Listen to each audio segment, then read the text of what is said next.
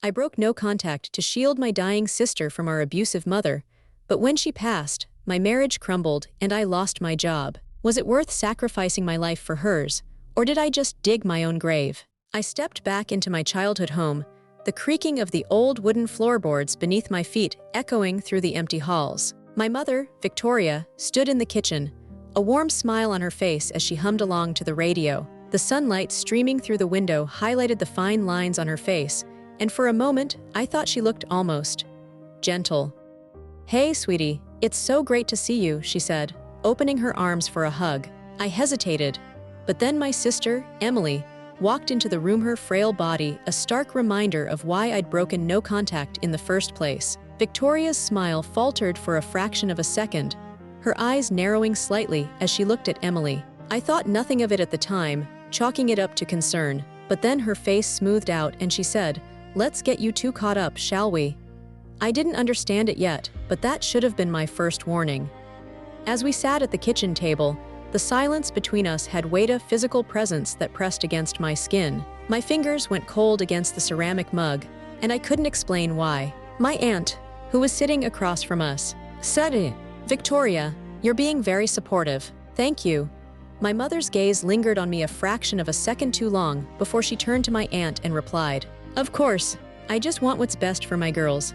The pause before she spoke was so slight, yet it made the tips of my fingers ache with cold again. Later, in my sister's hospital room, the scent of disinfectant and fresh flowers filled my nostrils. Emily's voice was weak, but her eyes sparkled as she said, "Julia, I'm so glad you're here." Her words cracked like glass under pressure, and a lump formed in my throat. Then her gaze drifted to the side, and she whispered, "I have something to tell you."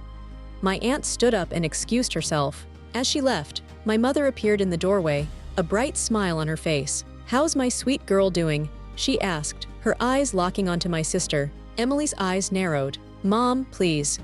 The word was laced with a warning, but my mother just laughed and said, "Oh, don't be like that, dear." Emily's voice dropped to a mix of fear and determination. "Julia, I don't have much time left. The doctor says it's terminal." My ribs seemed to tighten around my lungs. I took her hand, and that's when I knew I had to break no contact with our mother to protect her. I asked, "Do you want me to tell Mom and Dad about the diagnosis?" Her voice cracked again. "Please, Julia, you have to protect me from her." Her eyes locked onto mine, and I saw a deep-seated fear that made the skin on my arms prickle.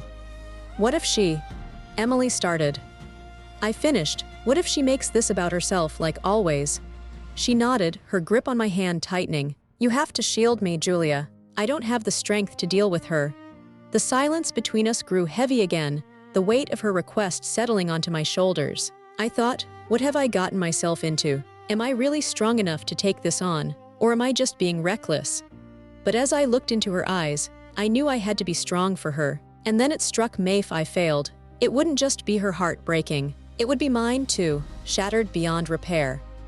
I picked up the phone, my hands trembling as I dialed my mother's number, one I had avoided for so long. Emily's diagnosis echoed in my mind, a constant reminder of why I was breaking the silence. "Hello," my mother's voice crackled, like a spark about to ignite a fire. I realized I was giving her the power to hurt me again. "Mom, it's me," I said, my voice barely above a whisper. Her response was immediate, a venomous tone that made my stomach clench. "Julia, I've been waiting for your call."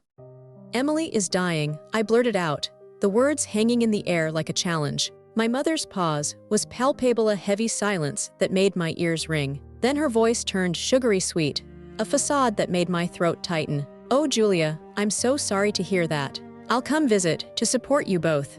Sweat beaded cold at the base of my skull. I wondered if I had just made a terrible mistake. Was I the problem, enabling her toxic behavior? No, I pushed the thought away, my mind racing with the consequences of my actions.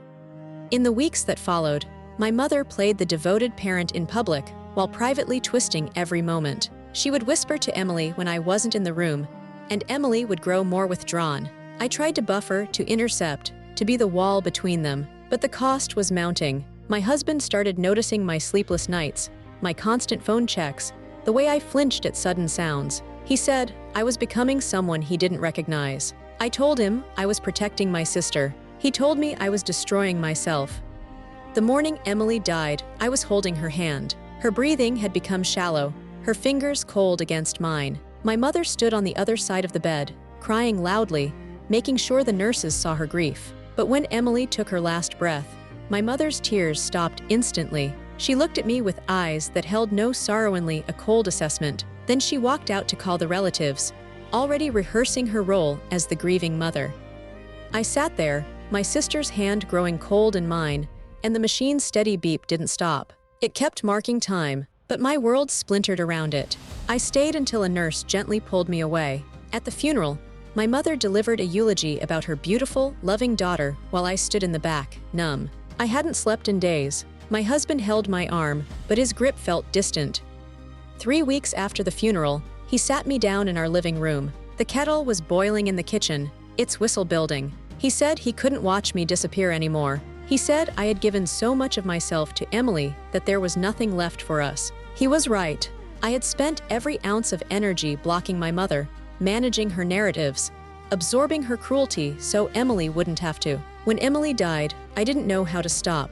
I just collapsed into myself. He moved out the next weekend. My job followed 2 months later. I had missed deadlines, ignored emails, shown up hollow-eyed and distracted. My boss said she needed the old me back. I didn't know how to tell her that old me died somewhere between the hospital room and the funeral home. I sat in my empty apartment, the silence now truly crushing, and I asked myself the same question I'd been avoiding: was it worth it? I protected Emily. I gave her the peace she asked for, but I lost my marriage, my career, and for a while, myself. It took me a year to understand that my mother never wanted to control Emily, wanted to control me. By making me the protector, she turned me into a soldier fighting a war I could never win. And when the war ended, I had nothing left. This is Dr. Julian Reed. What you just heard is a textbook case of what I call coercive control. The mother, Victoria, didn't need to directly abuse the narrator. She manipulated the narrator into becoming the gatekeeper, the buffer, the one who absorbed all the emotional damage. By framing the situation as protect your dying sister, she forced the narrator into a role where self-destruction felt like love. This is how coercive control operates. It isolates you by making you believe that your own collapse is the price of loyalty. The narrator sacrificed her marriage, her career, her identity, and her mother walked away clean, having never laid a hand on her. So here's the brutal question, and I want you to sit with it. Was the narrator a hero for protecting her sister? Or was she an enabler who allowed her mother to weaponize her own devotion? One side says she gave her sister peace in her final months. That's priceless. The other side says she allowed her mother to systematically destroy her life, and by doing so, she handed her mother a victory that outlasted Emily's death. What do you think? Was she right to burn her life down for her sister's comfort? Or did she play right into her mother's hands? Let me know in the comments.